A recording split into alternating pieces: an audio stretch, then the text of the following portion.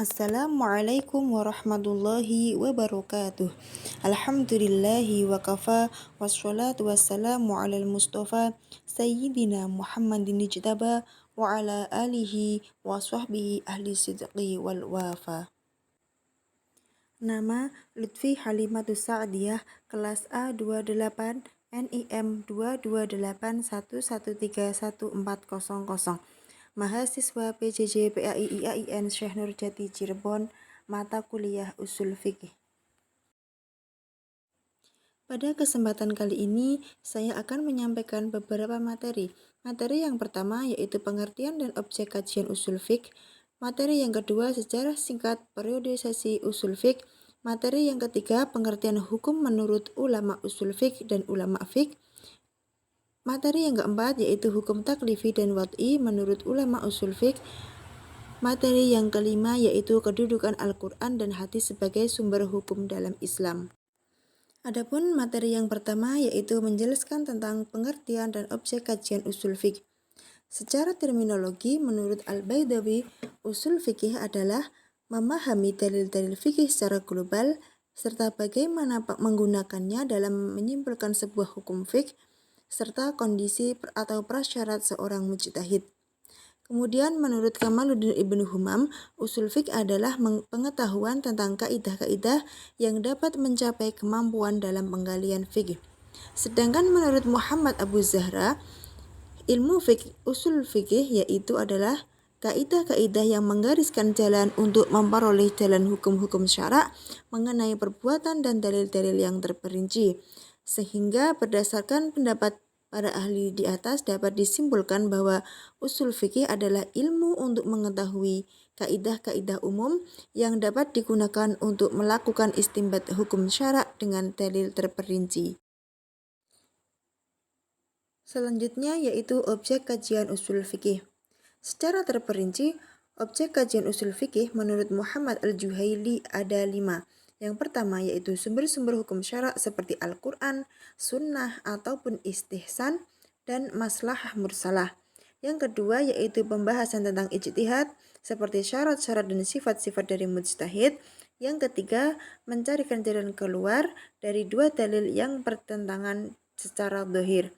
Yang keempat, pembahasan hukum syara' yang meliputi syarat-syarat dan macam-macamnya. Kemudian yang kelima yaitu pembahasan kaidah-kaidah yang akan digunakan dalam mengistinbatkan hukum dan cara penggunaannya. Adapun materi yang kedua yaitu tentang sejarah singkat periodisasi ushul fikih. Periode yang pertama yaitu masa Rasulullah. Pada masa itu ketika seseorang sahabat dihadapkan pada persoalan hukum, mereka mencari ayat-ayat Al-Quran atau mencari jawaban dari Rasulullah SAW. Maka hal itu bisa dipandang sebagai metode dalam memecahkan masalah hukum. Mereka sudah punya penegasan untuk memecahkan masalah atau hukum harus dicari dari Al-Quran atau bertanya pada Rasulullah. Adapun contoh ijtihad pada masa Rasulullah yaitu dalam masalah wudhu dan sholat, yang mana terdapat dua sahabat yang sedang bepergian, kemudian tibalah waktu sholat, akan tetapi mereka tidak mempunyai air wudhu. Keduanya lalu bertayamum dengan debu yang suci dan melaksanakan sholat. Kemudian mereka menemukan air pada waktu sholat setelah selesai. Salah satu sahabat mengulang sholat sedangkan yang lainnya tidak. Dalam hal ini Rasulullah membenarkan kedua ijtihad tersebut. Kemudian periode masa sahabat Nabi. Periode ini berlangsung setelah Rasulullah wafat. Para sahabat pun mulai menemukan tantangan hukum baru. Periode sahabat ini dalam melakukan ijtihad untuk melahirkan hukum. Pada hakikatnya para sahabat menggunakan ushul fikih sebagai alat untuk berijtihad. Pada era sahabat ini digunakan beberapa cara untuk memecahkan hukum. Kemudian para sahabat telah mempraktikkan ijma', qiyas, dan istilah maslahah mursalah.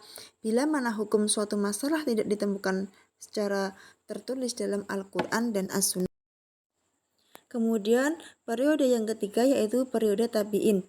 Dalam melakukan ijtihad sebagaimana generasi sahabat, para ahli hukum generasi tabi'in juga menempuh langkah-langkah yang sama dengan yang dilakukan oleh pendahulu mereka. Akan tetapi pada masa itu selain merujuk pada Al-Quran dan As-Sunnah, Mereka telah memiliki tambahan rujukan hukum yang baru yaitu ijma' Sahabi dan ijma' Ahlul Madinah. Kemudian fatwa as-Sahabi, qiyas dan maslahah mursalah yang telah dihasilkan oleh generasi. Pada periode ini pemikiran usul fikih dipengaruhi oleh cara berpikir sahabat. Kemudian muncul beberapa fenomena pemalsuan hadis dan perdebatan penggunaan ra'yu. Pada masa ini juga ulama terbagi menjadi kelompok ahli ra'yu dan ahli hadis. Hal inilah yang melahirkan berbagai madhab hukum Islam yang memiliki metode khas dan membedakan satu sama lain.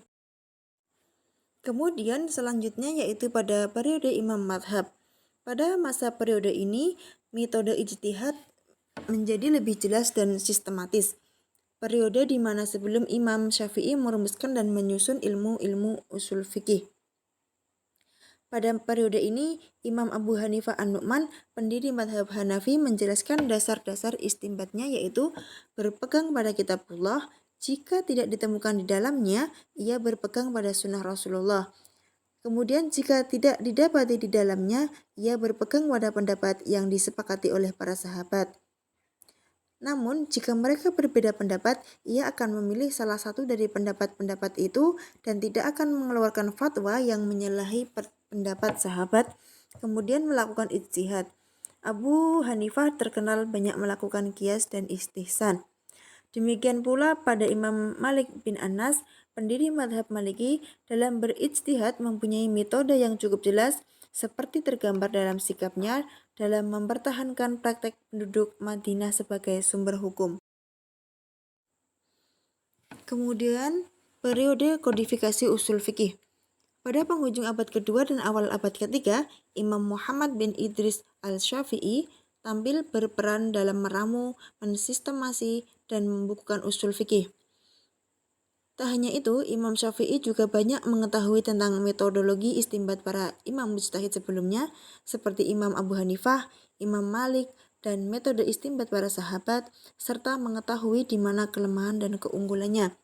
Imam Syafi'i juga menyusun sebuah buku yang diberinya judul Alkitab dan kemudian dikenal dengan sebutan Ar-Risalah yang berarti sepucuk surat. Dikenal demikian karena buku itu pada mulanya merupakan lembaran-lembaran surat yang dikirimkan kepada Abdurrahman Al-Mahdi, seorang pembesar dan ahli hadis ketika itu. Kemudian munculnya buku Ar-Risalah merupakan fase awal dari perkembangan usul fikih sebagai satu disiplin ilmu. Adapun periode selanjutnya yaitu pada periode pasca Imam Syafi'i. Pada periode ini, pondasi awal ilmu usul fikih yang sudah dibangun oleh Imam Syafi'i menunjukkan kesempurnaannya pasca wafatnya Imam Syafi'i. Kesempurnaan usul fikih terwujud melalui usaha para ulama berbagai madhab dalam mengembangkan hasil pemikiran Imam Syafi'i yang tertuang dalam kitab Ar-Risalah. Baik, untuk materi yang ketiga yaitu pengertian hukum menurut ulama usul fikih dan ulama fikih. Hukum menurut ulama usul fikih. Yang pertama, menurut pendapat Abdul Wahab Khalaf, hukum adalah khitab pembuatan hukum yang bersifat tuntutan, pilihan, ataupun penetapan yang berhubungan dengan perbuatan-perbuatan orang mukallaf. Sedangkan menurut Abu Zahra dan Al-Wahhab Al-Zuhaili, hukum adalah khitab Allah Subhanahu wa taala yang berkaitan dengan semua perbuatan mukallaf, baik berupa iktida, larangan, perintah, anjuran, ataupun anjuran meninggalkan atau menggunakan. Takhir, yaitu memilih melakukan atau tidak melakukan. Kemudian wad'i atau ketentuan yang menentukan sesuatu sebagai sebab, syarat, atau penghilang. Berdasarkan pendapat para ahli tersebut, dapat disimpulkan bahwa hukum menurut ulama usul fikih adalah perintah Allah yang melibatkan berbagai jenis instruksi seperti perintah, larangan, anjuran, dan penetapan yang berlaku untuk orang mukallaf.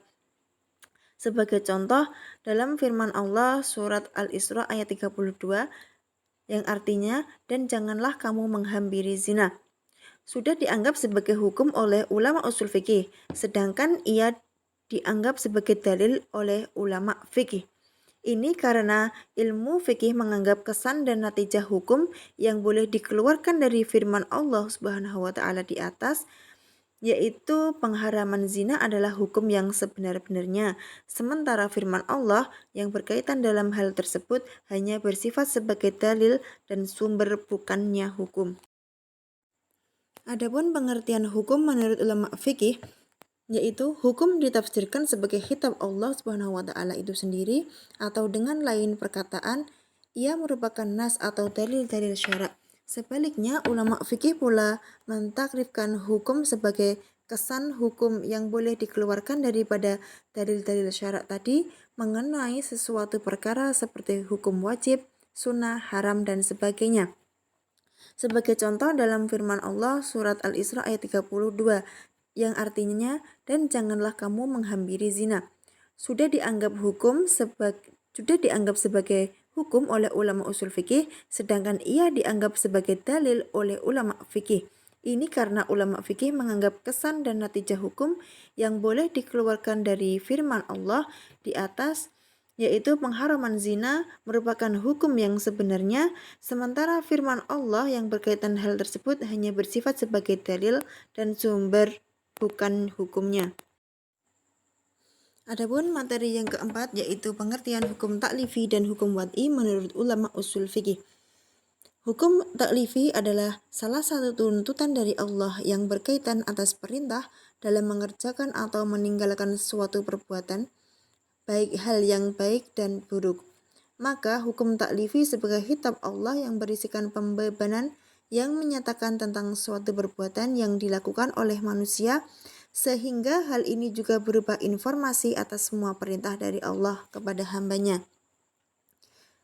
Sedangkan hukum wad'i adalah hukum yang bersifat mengetahui tentang situasi atau kondisi, bagaimana tuntutan tersebut dan lainnya itu dapat diberlakukan.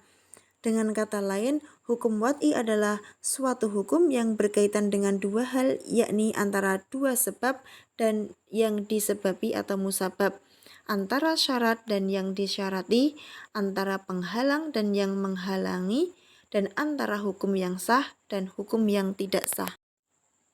Materi yang kelima yaitu kedudukan Al-Quran dan hadis sebagai sumber hukum dalam Islam.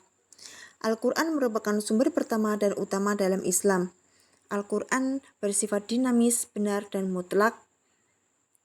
Dinamis dalam arti Al-Quran dapat diterapkan dimanapun dan kapanpun serta kepada siapapun. Kebenaran Al-Quran dapat dibuktikan dengan realita atau fakta yang terjadi sebenarnya. Terakhir, Al-Quran tidak diragukan kebenarannya serta tidak akan terbantahkan. Sedangkan Al-Hadis sebagai sumber hukum setelah Al-Quran, maka untuk memahami ajaran dan hukum Islam, pengetahuan terhadap hadis haruslah suatu hal yang pasti. Dan ketika Al-Quran sudah menjelaskan hukum secara rinci, maka kedudukan sunnah sebagai penguat atau pemantapan dari penjelasan hukum tersebut. Sama halnya, jika penjelasan Al-Quran hanya sebatas isyarat saja, maka sunnah Nabi hadir untuk melengkapi dan menyingkap tabir dari isyarat tersebut. Al-Quran dan hadis merupakan sumber hukum yang sangat relevan dan saling berkaitan antara satu dengan yang satunya, dan akan terus eksis terjaga keotentikannya. Adanya hadis akan terus sejalan dengan keberadaan kitab Al-Quran. Demikian yang dapat saya sampaikan, semoga membawa manfaat. Akhir kalam, Wallahul muwaffiq ila aqwamit thoriq. Wassalamualaikum warahmatullahi wabarakatuh.